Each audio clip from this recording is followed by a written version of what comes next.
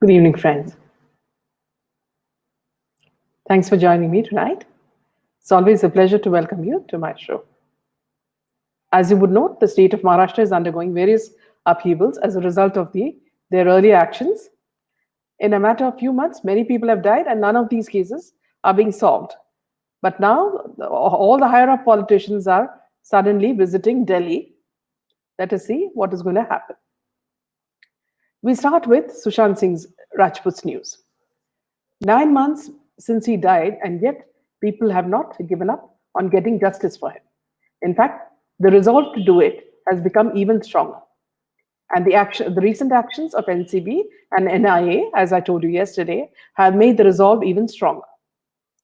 Starting from organizing peaceful digital protests to raising a voice while demanding justice, and many people on social media every day, setting trends, it's like all his fans are fighting collectively. Recently, SSR warriors from around the world united for one of the largest global protest rally on March 14th in and around the Bay Area, California, demanding justice for the star. One of the volunteers, Shilpa Samai, took to Twitter and shared a series of tweets while expressing her emotions of witnessing a great turnout for the rally. The event was conducted virtually and in person at several locations from around the world in order to stand in solidarity while demanding justice for the actor. From holding Sushant's placards to posters with his pictures and photo frames, candles, the event witnessed people showing up in large numbers. Adhering to the safety norms and protocols, the protesters were spotted wearing masks and maintaining social distancing as they got united outside San Jose City Hall in the US. It also when I see all of your friends coming online today, it's like, see, all of you are, constantly on the battle for getting him justice. And it's not only you, as we see in all these rallies. So it's, as a collective whole, the public have decided that they will not rest till, we get justice for Sushant and his family. Meanwhile, Bollywood directors and producers are fuming about the new strict rules laid down by the government when it comes to content in films. The Operation Cleanup has started in right earnest on all the major streaming platforms, with all references to religion, politics, and real life characters wiped out. One major filmmaker who has been asked to clean up his forthcoming series says, "You can't even make a mythological witch movie, which at one time was considered the safest genre. Now anyone can get up and raise an objection to anything to do with religion. So sorry, no mythological, no Ramayana, no Mahabharata, no Bible or Quran either. The role model for a safe series on the Indian digital platform is the Disney products," he said. "Loads of children, harmless fun and adventure. Even here, when you have children in a series, you have to make sure they behave as per the rules of decency. You can't show them attending rave parties or using bad language because, as we all know, children don't do these things," he ends up sarcastically. Filmmakers with political scripts have been given two options: change the name of the country or make something else. As for religion, you can't show any pictures of gods or goddesses in any frame, lest someone objects to the unacceptable placing of a photo of a deity, or even the exclamation of God could be damaging to a series, as you can't take God's name in vain. Well, the movie makers can be as sarcastic as possible, but we all know for a fact that rave parties are the places where drugs and alcohol are sold. This is the place where youngsters learn all the bad habits, whether it's bad language or sex, whatever. So it is a fact. And second thing is, here you are wrong where you say that gods cannot be mentioned. It's only Hinduism that is being attacked. No other religion is being attacked. So the government's new rules are very much, welcome. We do not want any religion to be, degraded in any way. So second part of the news. Yeah. Meanwhile, in Sachin Vaze's case, NIA seizes laptop, phones, and documents from Sachin Vaze's CIU office, and 7 people are grilled in Antilia probe. The NIA has also recorded statements of 5 Criminal Intelligence Unit, and 2 crime branch personnel in the probe against Sachin Vaze so far. In a major development in the investigation into Sachin Vaze in the Antilia bomb case, the NIA seized a laptop, mobile phones, his iPad, and some documents from the suspended Mumbai Police API's office late on Monday night, sources said. The Central Investigating Agency has also recorded statements of 5 criminal intelligence unit and 2 crime branch personnel so far. The controversial Mumbai police cop, who has been suspended for his alleged involvement in a Scorpio SUV laden with gelatin stick bombs, came to be parked near Mukesh Ambani's residence, continues to remain in NIA custody, which he has been remanded there till March 25th. Earlier in the day, the NIA grilled Mumbai police Riaz Qazi for the 3rd consecutive day in the Antilia bomb scare probe. As per reports, Qazi had written to now suspended Sachin Vaze's housing society, seeking CCTV footage on behalf of the Crime Intelligence Unit, which is the CIU. Sources have reported that Riaz Qazi will also be confronted with controversial Mumbai police cop Sachin Vaze, who was arrested by NIA on Saturday night under sections 286, 465, 473, 506 to 120B of the IPC and 4A-BI Explosive Substances Act 1908 for his alleged role and involvement in the incident which took place on February 25th. The Maharashtra ATS is meanwhile investigating the alleged murder of Mansukh Hiren, the owner of the green Scorpio car in question. IPS officer Rajneesh Seth met Maharashtra Home Minister Anil Deshmukh on Tuesday. A meeting between the Shiv Sena MP Sanjay Raut and NCP Supremo Sharad Pawar is also currently underway. It looks like all these people have been really rattled by what's happening. Repeating his party's NCP's line from Monday, Maharashtra Deputy CM Ajit Pawar has said that the MVA government will not protect anyone, and also assured of a thorough investigation in the Mansukh Hiren's alleged murder case by the ATS. Sachin Vaze was suspended by the force following his arrest by the NIA in connection with the case pertaining to the recovery of gelatin sticks laden SUV and a threat letter being found abandoned near billionaire industrialist Mukesh Ambani's Mumbai residence Antilia on February 25th. Days after the incident, the owner of the green Scorpio car in question, identified as Mansukh Hiren, was found dead under mysterious circumstances at the Kalwa Creek.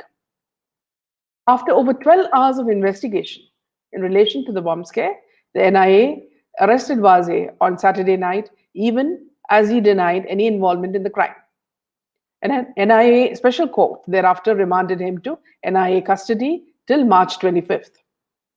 As per the sources, the NIA is also attempting to ascertain the identity of the person who was captured by a CCTV camera clad in a PPE suit and walking out of the vehicle parked outside Antilia on February 25th. Mansukh Hiren's wife has alleged that Vaze was in possession of the Scorpio car since November, while media reports have also claimed that the car was used in the arrest of Republic Media Network editor-in-chief Arnab Goswami. Meanwhile, in another news, the woman who is in the eye of the social media storm with regards to the Sushant Singh Rajput and Disha Salian case, we're talking about Ekta Kapoor.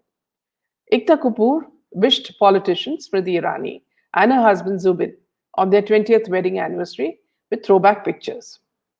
Smriti Irani and her husband Zubin got married in the year 2001 and are now parents to daughter Zoish Irani and son Zohar Irani.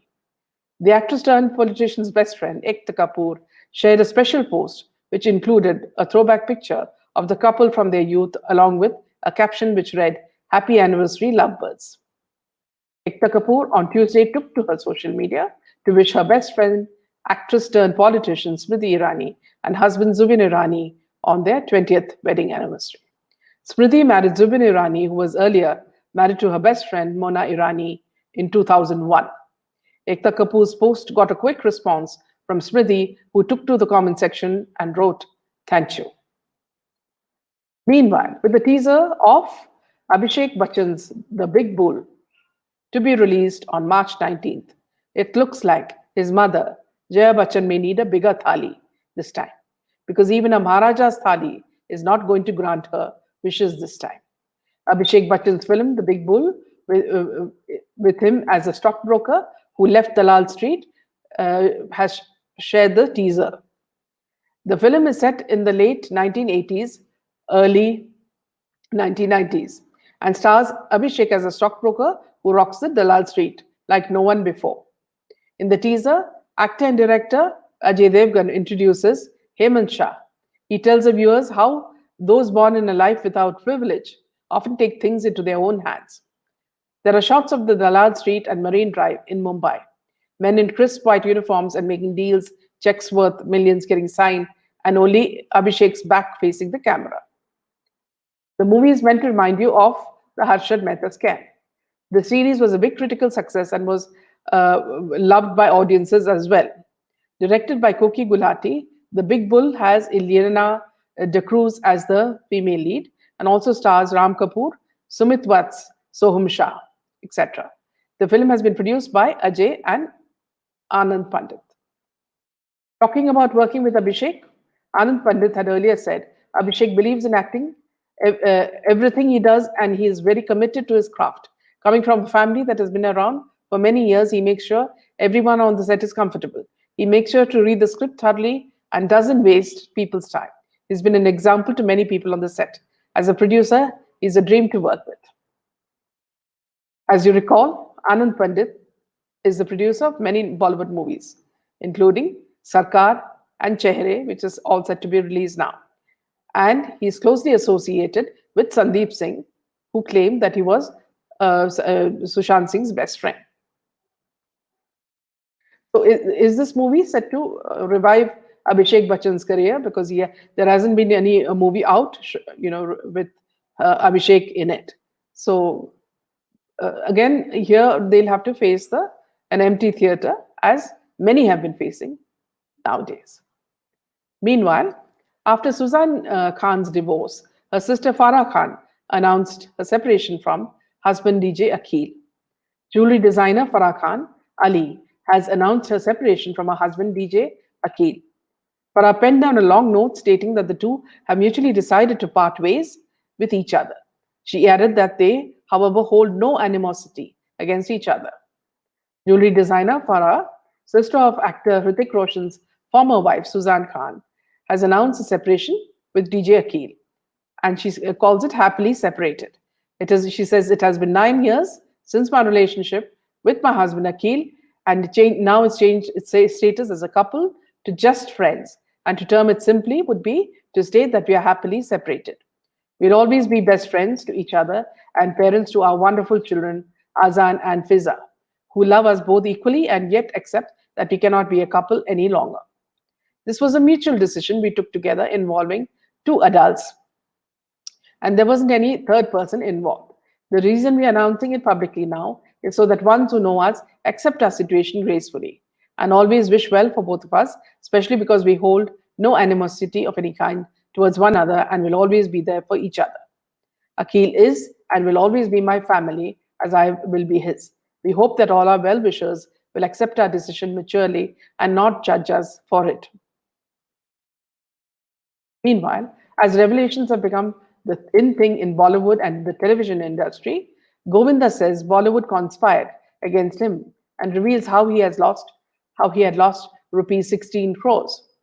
Bollywood actor Govinda, in a new interview, has said that certain sections in Bollywood have conspired against him, which has led to him being deliberately sidelined, resulting in financial losses for him. Govinda told the Times of India, in the last 14 to 15 years, I have invested money and lost around 16 crores. I was treated badly by some people from the fraternity too. My films didn't get theaters and they wanted to demolish my career, which didn't happen. Now I'm ready to kickstart 2021 in a big way.